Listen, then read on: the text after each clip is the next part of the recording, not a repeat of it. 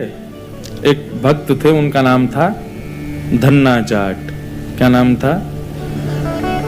बड़ी मधुर कथा है धन्ना जी की। धन्ना जी की कथा ऐसे प्रारंभ होती है कि सामान्य से परिवार में धन्ना जी का जन्म हुआ।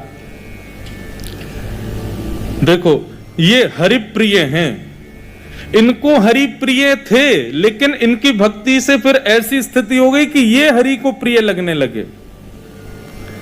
तो धन्ना जी के यहां एक संत पधारे, संत की शालिग्राम जी की सेवा। और छोटे बालक जो होते हैं वो संतों को, या घर में कोई भी बड़े बुजुर्ग आए या कोई भी श्रेष्ठ जन आए, वो क्या करते हैं, कैसे करते हैं, मेहमानों को देखते हैं बैठ के।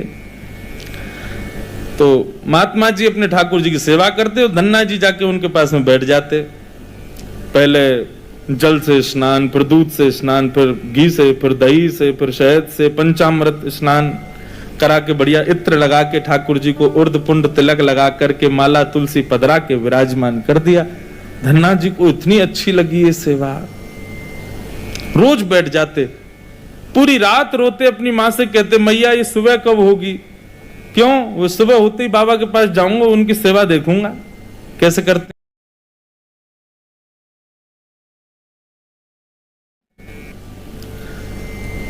तो धन्ना जी रोज सेवा देखते, बड़े खुश होते।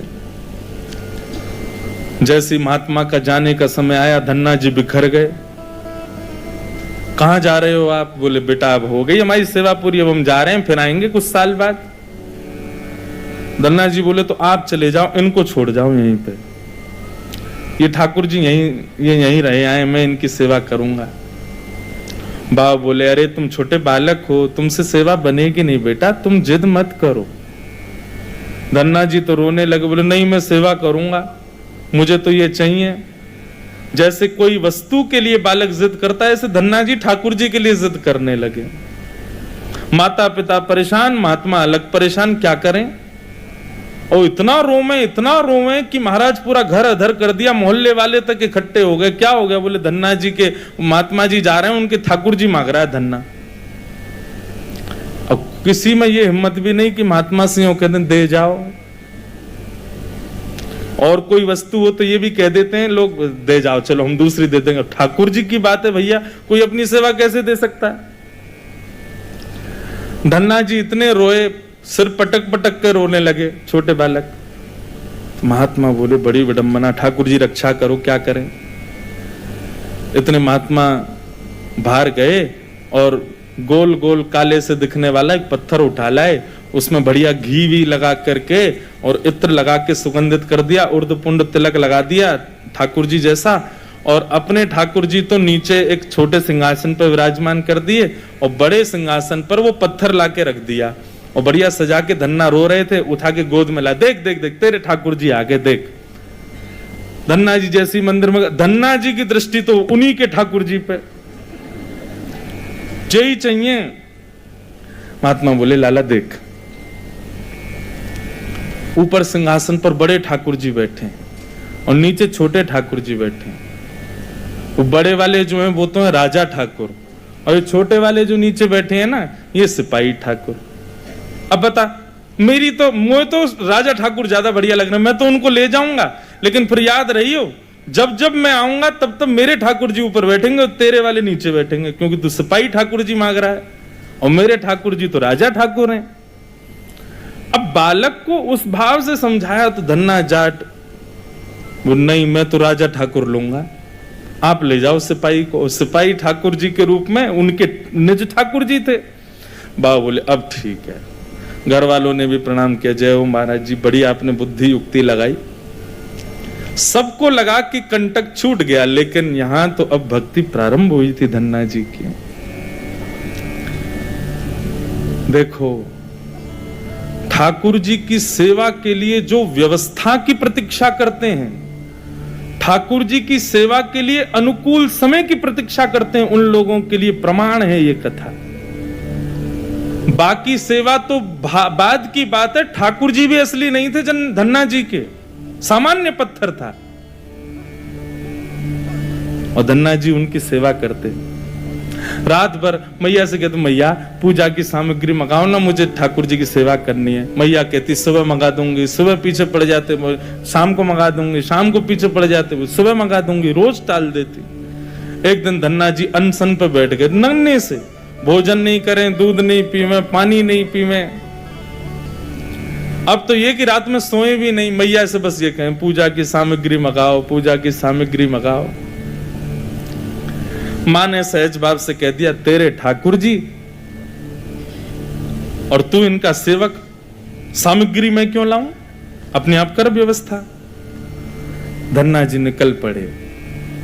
महाराज पुष्प लियाए तोड़ करके, तुलसी लियाए, बढ़िया सुंदर माला बना ली। नन्हे से बालक ने जैसी उनको जिस खेल खेल में सेवा करते हैं वैसी सेवा करते थे। ठाकुर जी को तिलक लगाना है, कहां से तिलक लावे, तो बाहर गए, एक ईंट फूटी पड़ी थी लाल लाल, उसी ईंट को लाए, पानी में घोल घोल के घिस घिस के उसी से तिलक बना दिया। ईंट को घिस करके उसका तिलक श्री ठाकुर जी को लगाया।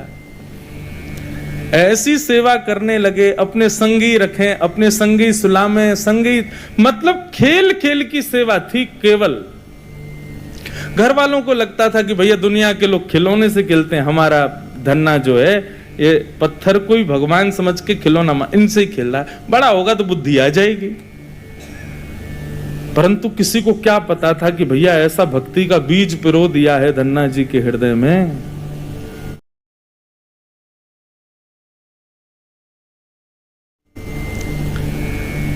धन्ना जी भोग लगाते और भोग लगाने के बाद में पर्दा लगा करके वहीं बैठ जाते और बैठ करके प्रतीक्षा करते कि ठाकुर जी पा रहे होंगे। फिर धीरे से पर्दा हटा के देखते, अच्छा अभी पाई नहीं, ठीक है, फिर बैठ जाते, फिर प्रतीक्षा करते कब पाएंगे। खूब देर हो गई, नहीं पाई तो ठाकुर जी से बोले आप रोज भोजन अधूरा छोड़ देते हो। मैं भोजन अधूरा छोड़ देता हूं, मेरी मैया मुझे बहुत मारती है, लेकिन महात्मा जी मुझे ये बता के नहीं गए कि वो मैं आपके संग कर सकता हूं कि नहीं। मेरी मैया तो मुझे बहुत मारती है, लेकिन पता नहीं मैं कर सकता हूं कि नहीं। धन्ना जी के उस प्रिय भाव, भक्ति भाव पर ठाकुर जी रीझने लगे। एक दिन तो धन्ना जी हट करके बैठ गए, यदि आपने नहीं पाया तो मैं भी नहीं पाऊंगा। धन्ना जी ने थोड़ी देर देखा, थाली यथावत रखी है, नहीं पा रहे, तो ठाकुर जी की तरफ कमर करके लेट गए। तो ठीक है, तो आज मैं भी भूखा सोऊंगा। इतने में ही जैसे उंगली को कोई जोर से चाटे तो चट चट आवाज आती है ना, ऐसी चाटने की जोर जोर से आवाज आने लगी। धन्ना जी बोले ये चप चप खा कौन रहा है, और ये ऐसे चटकारे ले ले करके कौन उंगली चाट रहा है। जैसे ही पर्दा हटा करके देखा तो नील माधव भगवान बैठ करके धन्ना जाट की उस थाली में से प्रसाद पा रहे थे। दर्शन किए जब श्याम सुंदर के, मोहित हो गए। ऐसा नील वरण ठाकुर जी का कटाक्ष नेत्र, बढ़िया सुंदर घुंघराले केशों की गूंद बना करके उसमें मोर पंख लगा रखा है। जैसे धन्ना जाट छोटे वैसे ठाकुर जी भी छोटे से नन्हे से गोपाल जी आ गए। और जैसे मानो पूरे हाथ में सान लेते हैं ना सब्जी छोटे बालक, ऐसे ठाकुर जी ने माखन मिश्री और सारी सब्जी सान रखी है और खूब प्रेम से चाट चाट करके पा रहे हैं। धन्ना जाट बड़ा प्रसन्न हो गया, बोले आप तो बड़े प्यारे हो, आज आप प्रत्यक्ष मेरे सामने आ गए। ठाकुर जी धीरे धीरे अब धन्ना जाट के सखा बनने लगे। धन्ना थोड़ा बड़ा हुआ, गऊ चराने, बछड़ा बछिया चराने जाता तो अपने शालिग्राम, जो शालिग्राम थे ही नहीं, सामान्य पत्थर थे, उनको सजा धजा के बढ़िया अपनी जेब में धर के ले जाता। रास्ता भर उनसे बात करता, नीचे वृक्ष के नीचे बैठ करके ठाकुर जी, अब कोई नहीं है ठाकुर जी प्रकट हो जाओ, तो ठाकुर जी प्रकट हो जाते, धन्ना के साथ प्रेम से पाते। बंधुओं देखो इस कथा से क्या समझ में आ रहा है, धन्ना जी के भीतर ऐसा कौन सा गुण है जिस पर ठाकुर जी रीझ रहे हैं। दीनता। कल हमने एक सूत्र लिया था भक्ति में, अविचार। भगवत भक्ति में विचार नहीं करना है, जो करना है सो करना है। मन में बात आ गई तो बस ठाकुर जी को प्रस्तुत होनी चाहिए। पहला सूत्र।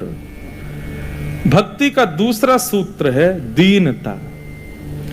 जितने सीधे, जितने दैन्य, जितनी दीनता में ठाकुर जी की भक्ति में रहोगे, ठाकुर जी उतने प्रसन्न रहेंगे। जितने चतुर बनने का प्रयास करोगे ठाकुर जी के सम्मुख, उतने ही ठाकुर जी दूर भागेंगे। जितना हो सके दीन रहो। ठाकुर जी की भक्ति में किसी भी प्रकार की चतुराई नहीं होनी चाहिए। दीन। धन्ना जी उन्हीं ठाकुर जी को लेकर के चले गए। ठाकुर जी आज बोले, धन्ना तू तो मेरी बड़ी सेवा करे, पर मेरा भी मन करे कि मैं भी तेरी सेवा करूं। सब लोग इधर देखो, कथा सुनो। धन्ना जी बोले, ठाकुर जी ये उचित नहीं है। आप भगवान हो, आप एक ईश्वर तत्व हो, आपकी सेवा हम करें अच्छा लगता है, पर आप हमारी सेवा करो, ये कहां की शोभा है। ठाकुर जी बोले, नहीं धन्ना हम तो तुम्हारी सेवा करेंगे, हमें बताओ हम क्या करें। और भैया ये भक्ति, ये भक्त भगवान वाली बात थोड़ी है। यहां तो सखा हैं, आप हमारे सखा हो, हम आपके सखा। सखा तो आपस में मिल बांट के सब काम करें। बता भैया धन्ना हम क्या करें। धन्ना जाट बोले, तो फिर एक काम करो, आप हमारी गैया चराओ। ठाकुर जी बोले, ये तो हमारे जन्म जन्म को काम है, ये तो हम बड़ी निपुणता से करेंगे।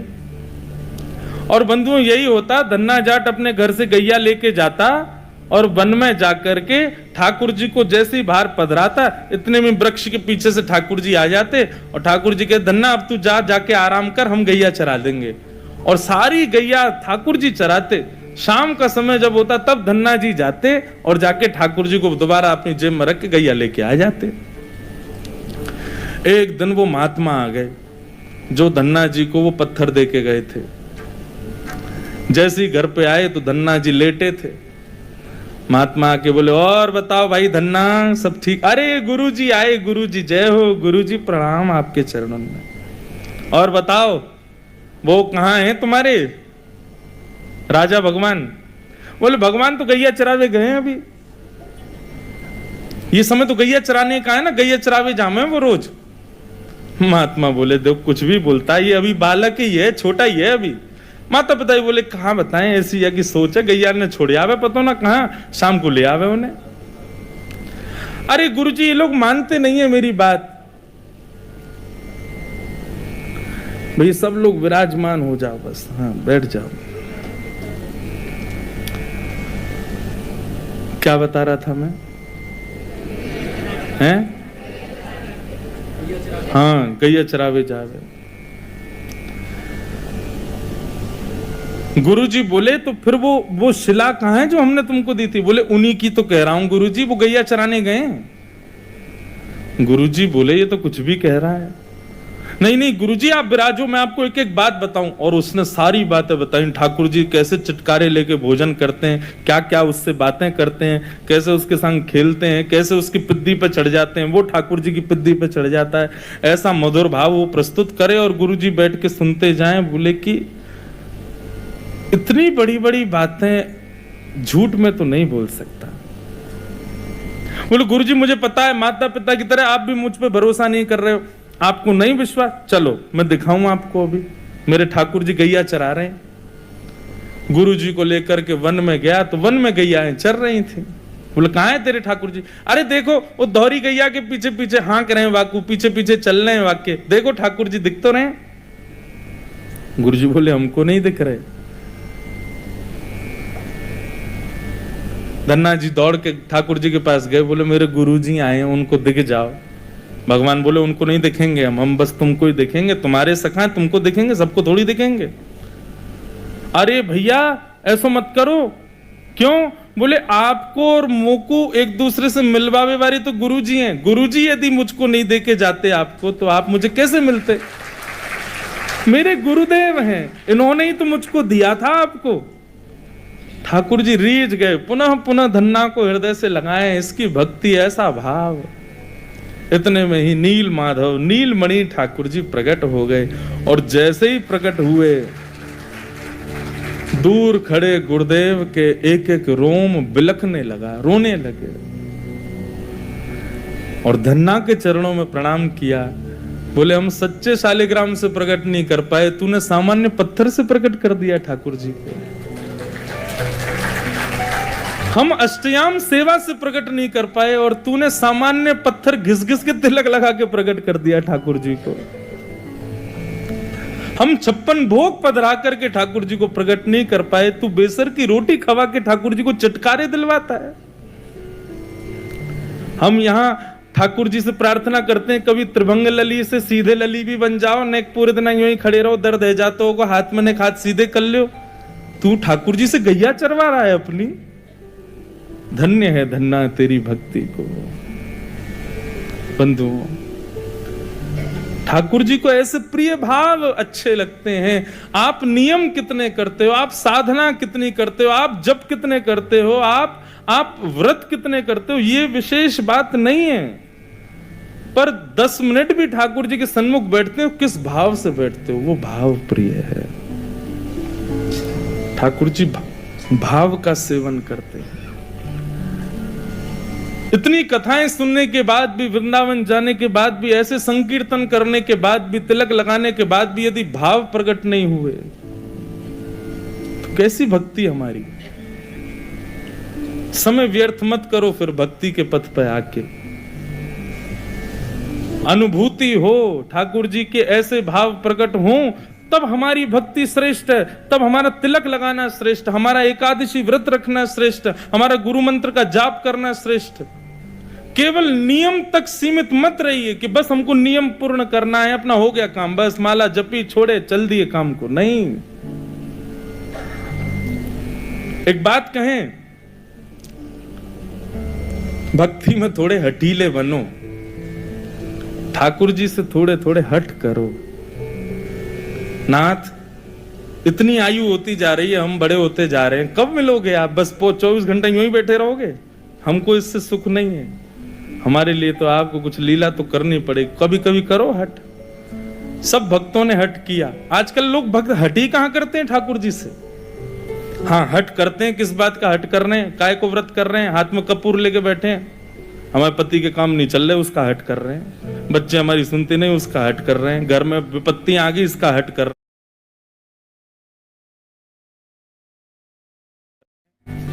कभी श्याम सुंदर हमसे रीझ हैं, इस बात का हट नहीं करते।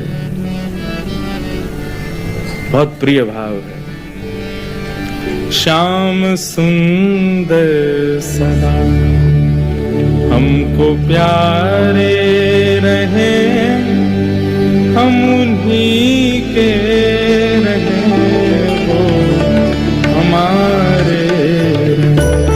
श्याम सुंदर सदा हमको प्यारे रहे, हम उन्हीं के रहे, वो हमारे रहे।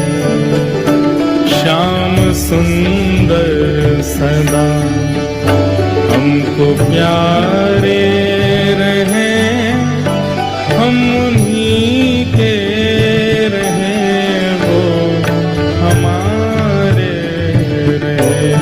श्याम सुंदर सदा हमको प्यारे रहे, हम उन्हीं के रहे, वो हमारे। मोह माया की नदियाँ बही जा रही, मोह माया की नदियाँ बही जा रही, मन की ममता को खींचे चली जा रही, मन की ममता को खींचे चली जा रही, मन की ममता को खींचे चली जा